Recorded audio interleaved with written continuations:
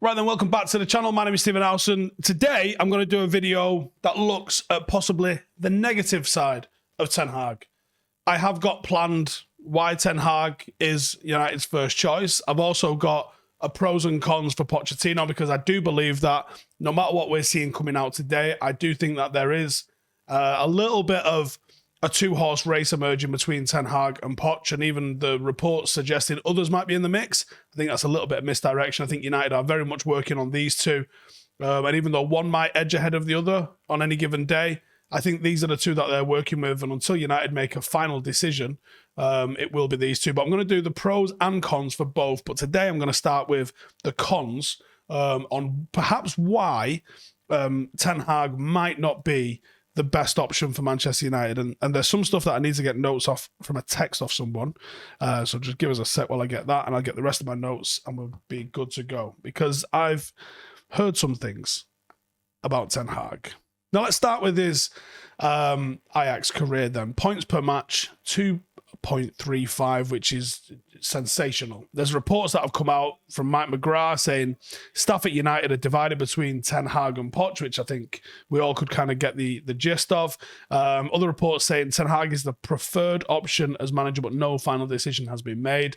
I think these are just edging us towards what we're going to see. Let's look at his achievements then. They are limited to being in Holland, and there's no guarantee that translates into the Premier League. There's a lot more competition in the Premier League, and even though when he took over Ajax, they weren't the dominant force that he's made them, they're a team that you would expect to always flip back round and have some time in the sun, regardless of who's in charge. Frank de Boer won 4 titles at Ajax, and he could not replicate that success in other leagues. In his Ajax career, he had 2.02 points per game.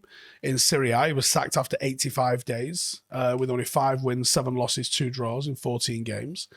In the Premier League, he was sacked at Palace after 5 games with 4 losses and 1 win. And we know that Manchester United are not currently a well-run, well-oiled structure, well-oiled machine. Ajax have been set up with a youth conveyor belt into the first team that allows Ten Hag to succeed. Despite United having very good youngsters all the time, Ajax players are developed specifically for the style of play that they want to see at the top of the club, and that suits what Ten Hag's trying to do.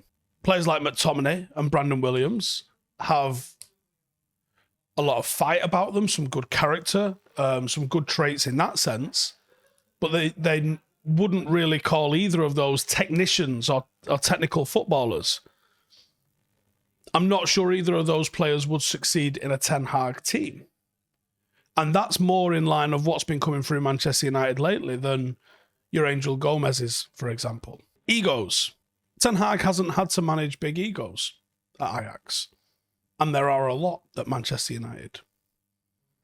Could he deal with an unhappy Ronaldo if he's around next season? He doesn't speak English. I'm not really a fan of managers having translators to convey their message. Sometimes the emotion and the emphasis of a word that a manager passes on is the message, not the words that were said. You emphasize the wrong word in a sentence and you have a completely different sentence. And then there's this. Someone who knows Ten Hag has said, you need more than tactics to be Manchester United manager. You need charisma, and you need the ability to deal with global eyes and opinions. Now, I can't tell you where that's come from.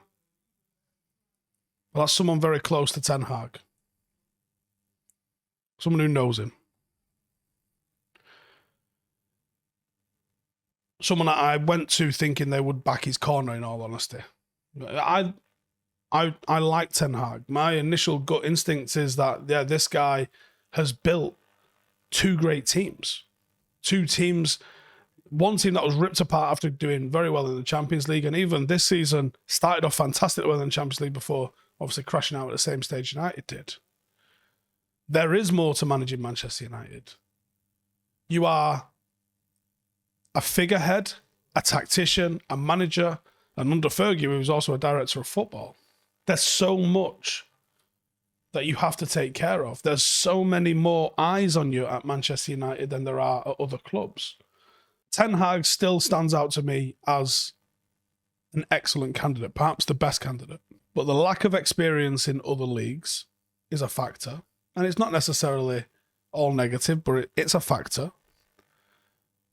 We've seen people that have succeeded at Ajax recently not be able to replicate that anywhere else. The language barrier could be a problem, even though I believe he's learning English. And to be honest, if I look at who he is following, Louis van Gaal, Jose Mourinho, two of the best managers in world football that have dealt with egos, that have dealt with monstrous clubs, Real Madrid, Barcelona, Bayern Munich, Inter Milan, and they've found the pressure at Manchester United far too much to deal with. Has anything in the background of this football club changed, except the possible appointment of Ralf Rangnick to an as yet undetermined role, to make you think that anyone's going to be a success here? Now, as I said, I'm trying to explore the negatives today. Saturday or Sunday, I'm going to do one looking at the positives and why he is one of the candidates in Manchester United's firing line. But we have to be honest about the shortcomings and potential pitfalls, otherwise it's just delusion. Anything else that you guys have seen? Let me know in the comments. And let's see what we can put together between us. Cheers for tuning in. Make sure to subscribe if you're new. Loads more videos coming out. We've got more transfer targets. There's one earlier that you need to go and check out. We've got a fixture list back tomorrow. Rundown is back this weekend. If you'd like to get involved in that, then the link for Patreon is in the description. Come and join in on that. It'll only be going out on Patreon. And a load of content as well, because there's no United game for a couple of weeks, but there is a lot of Manchester United stuff to talk about, to discuss, and we are not going to miss a single bit of it. Laters.